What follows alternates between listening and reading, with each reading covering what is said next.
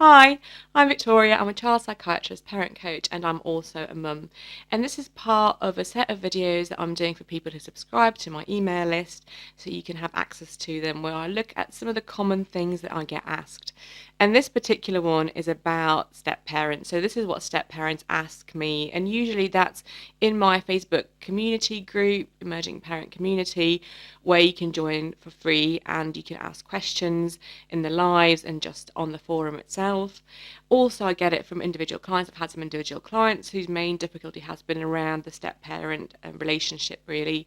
And also, of course, I do see a lot of step parents in clinical practice. So I work with them there and see lots of different things that go on. And I think it's interesting how much of the time there's quite similar themes that come out from step parent concerns. So the things they often ask about is not being sure how to support the stepchild in the right way, what that relationship should really look like, and really feeling that the stepchildren maybe don't take them seriously, that maybe they're trying to set boundaries or, trying to parent, but actually they're not getting any kind of respect.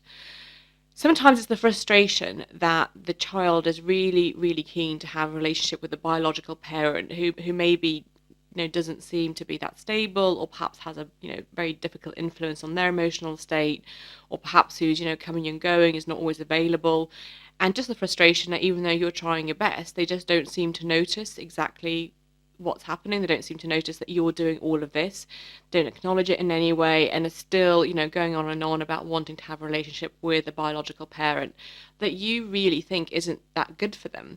And those things are probably the commonest things that I get asked.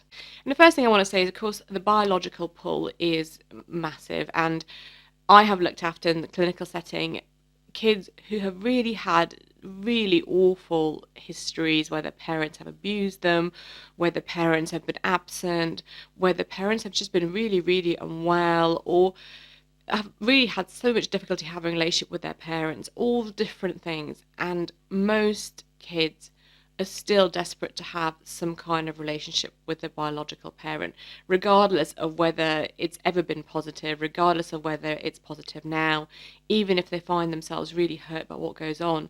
So much of the time, they are just so keen to have it. And I think for everyone, there is this need to work out some kind of relationship with your biological parent, if that's still possible, if they're still alive, if you're still in touch with them.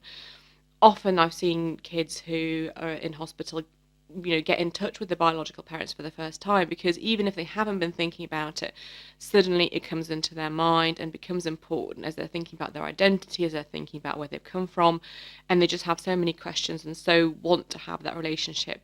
So I think as a step parent, any attempt to try and prevent that is never really going to work out well. I think you just have to accept that that is something that child is really going to need. And unless there's some, specifically very dangerous thing that's going on, you're really worried they're at risk, and therefore you have to prevent them trying to pursue this.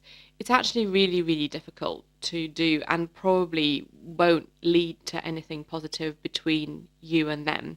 It probably just lead to a lot of tension. So I think the best thing to do is to flow with that and to understand that it is going to be happening, and you're there to provide a safe place for them to do that. And I think that's the main thing. So, as a step parent, really one of your roles is just to be a stable adult. And it might be that the biological parent that they're trying to have a relationship with is really not particularly stable or positive influence.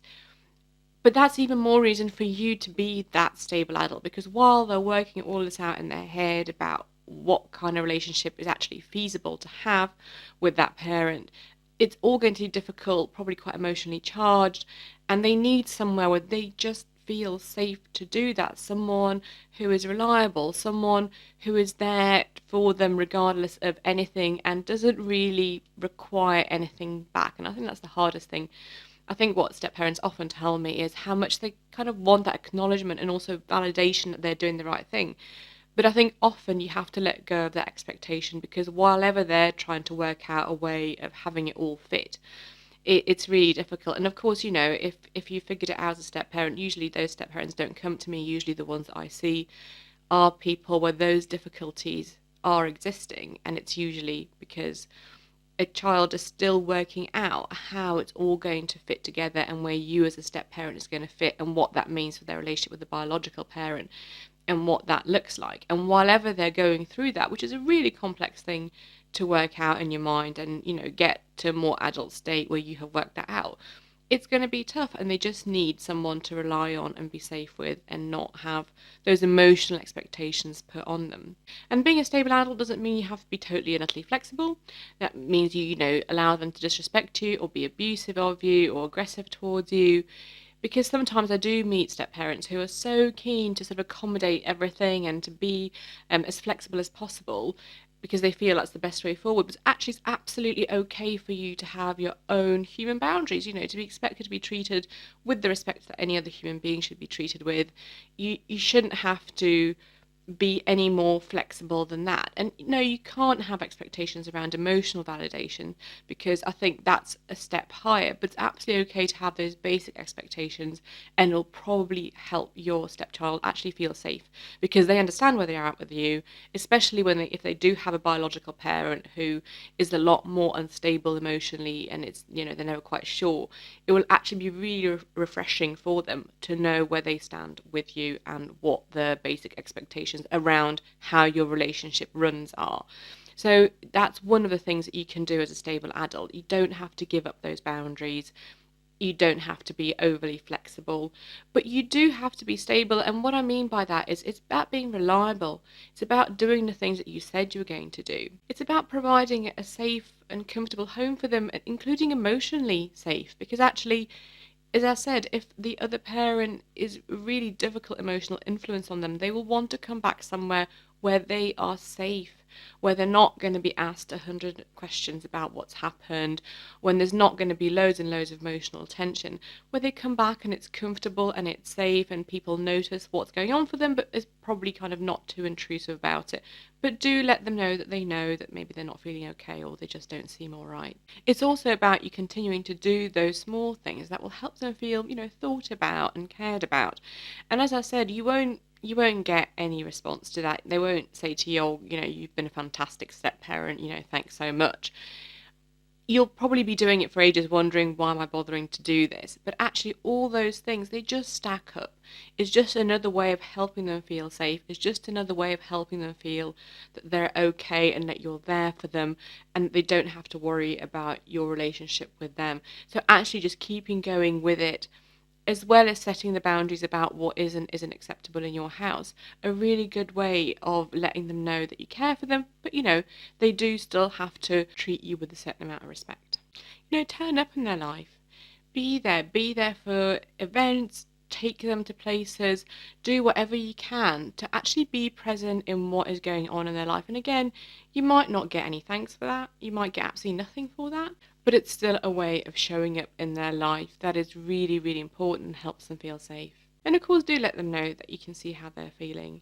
Again, it just helps them know that they're not invisible to you, that people do notice and care, though I think that balance between noticing and being intrusive is tough, and it very much depends on your personal circumstances, which way you lean, whether you do ask a lot of questions, whether you just sort of notice but really don't go very far, especially initially, in asking a lot about that, because there's that kind of respect for their privacy and having a respect that you're not going to be their closest person, especially to start off with. A lot of the things I've actually talked about are very closely linked to the 4 essentials of balanced parenting, especially like the safe base, providing a home that's safe and that kind of being a safe base for your stepchild. The sensitivity of understanding that actually they do have things that they need to work out and therefore not expecting a lot of emotional validation from them. Still having appropriate boundaries and expectations, so not just letting go of all of that. And a dedication to nurturing them, even though you're probably not going to get a response straight away, but over time there will probably be a response to that nurturing process, which I think is one of the hardest things. The 4 essentials I'm talking about, they are a way that I think about parenting, and it's what I use really in my community group, my individual coaching, to support parents through whatever challenges they're facing. I really do think that parents and step parents make such a massive difference. You're always with the child, you have spent so much time with them. The way that you approach things, what you do, your behaviours, what you say to them, I think are vital for, supporting kids going through difficult times. And if you're thinking, well, I'd love some support with that, have a look at the last video in the series, which is all about looking at what kind of professionals might or might not be helpful depending on whatever difficulties you're experiencing.